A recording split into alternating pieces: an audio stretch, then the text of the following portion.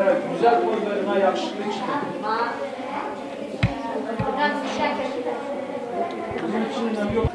Gel gel gel.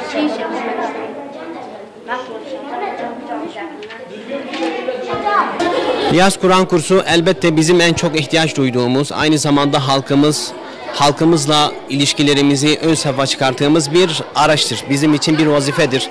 Aynı zamanda halkımızdan en çok arzu ettiğimiz şey, onlardan talep ettiğimiz şey şu: okul bittikten sonra bütün çocuklarını, ya küçük büyük demeden, erkek kız demeden ayrım yapmaksızın herkesi camiyle buluşturmak, bizim en temel hedefimiz budur. Tabii Diyanet İşleri Başkanlığımızın da bize tergip ettiği, bize teşvik ettiği, bize ne olur bir öğrenci dahi olsa onları Kur'an'la buluşturmamızı en büyük talebi budur. Daha doğrusu Cenab-ı Allah'ın ve Resulünün talebi budur. Biz de elimizden gelen gayretiyle Kur'an'la buluşmayı, namazla buluşmayı, camiyle buluşmayı, mihrapla buluşmayı, öğrencilerimizi camiye girerken nasıl davranmalıyız, namaz kılarken nasıl kılabiliriz, büyüklerimizle nasıl muamele edebiliriz, küçüklerimizle nasıl ilişkilerimizi kurmalıyız. Dini ve dünyevi olarak bütün ahlaki değerler elbette biz öğrencilerimize anlatıyoruz ve inşallah bundan istifade edeceklerini Cenab-ı Allah'tan niyaz ve temenni ediyorum.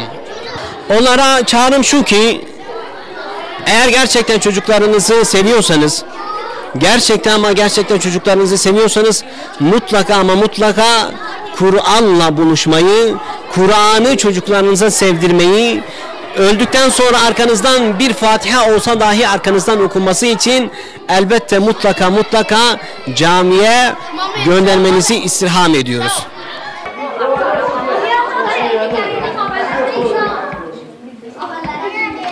Ben izlemiyorum. Perdeler sizi görüyorum zaten. Hangi Elif var?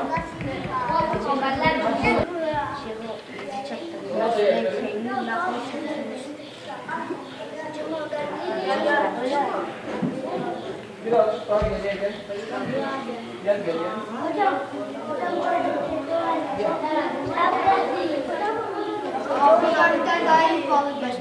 Yeni verdim ona.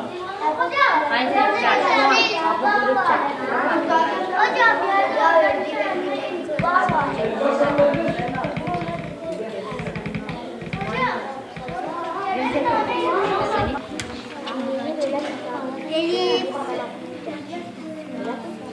Sıradaki balanın içine sıcak kamerayı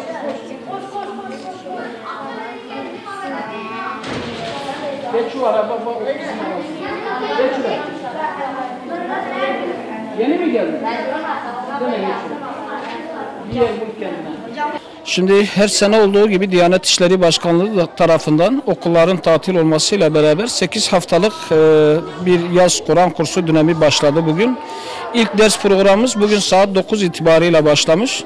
9'da başlıyor, saat 11.45'e kadar günde 3 saat blok ders olmak üzere bir de ara teneffüste de verilebilir. Bizim yer itibarıyla cadde olduğundan dolayı öğrencilerimize blok ders yapmak zorunda kalıyoruz. Çünkü öğrencilerimize teneffüs verdiğimiz zaman caddelerde herhangi bir arabanın çarpması veya bir aksi durumla karşılaşmamak için bu konularda çok hassas davranmak zorundayız.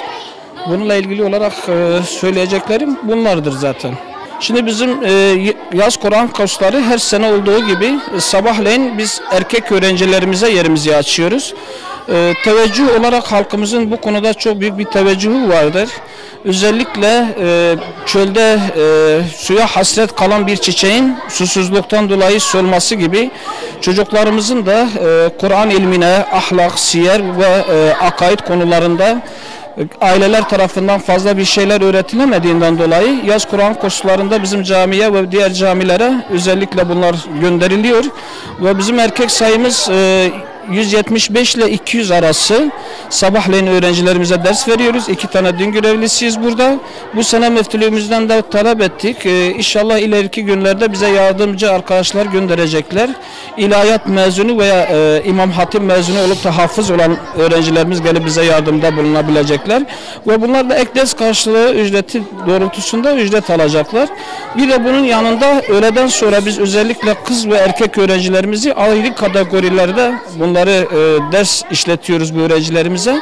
Öğleden sonra da yine kız öğrencilerimiz geliyorlar. Onları da sayıları 150 ile 175 civarındadır. Biz de sağ olsunlar bizim Sakarya Caddesi'ndeki esnaflarımız olmak üzere yaz Kur'an kurslarında bizleri yalnız bırakmıyorlar.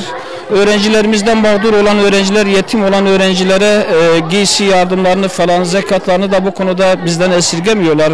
Sizin aracılığınızla da Sakarya'daki duyarlı esnaflarımıza da bu konuda teşekkür ediyorum. Ve inşallah bundan sonraki yardımlarını da bekliyorum. Her hafta olmak üzere yine esnaflarımızın da katkılarıyla öğrencilerimize camiyi ve Kur'an-ı Kerim'i sevdirebilmek amacıyla her hafta olduğu gibi öğrencilerimize meyve suyu, kek olsun ve diğer etkinliklerde bazı katkılar sunabiliyoruz öğrencilerimize. Ve yine yaz Kur'an kursu dışında da bizim camimizde D grubu ders işliyoruz öğrencilerimize. D grubunda da öğrencilerimize Kur'an eğitimini veriyoruz. Ve o öğrencilerimizi camiye alıştırmak için sosyal etkinlikler olarak halı sahaya falan öğrencilerimizi götürüyoruz. Ve bu etkinlikler öğrencilerin başarılarını daha da yükseltiyorlar. İnşallah imkanlarımız olduğu sürece diğer imam arkadaşlarım da bu şekilde sosyal etkinlikler yaparak öğrencileri daha fazla camiye bağlayabilirler.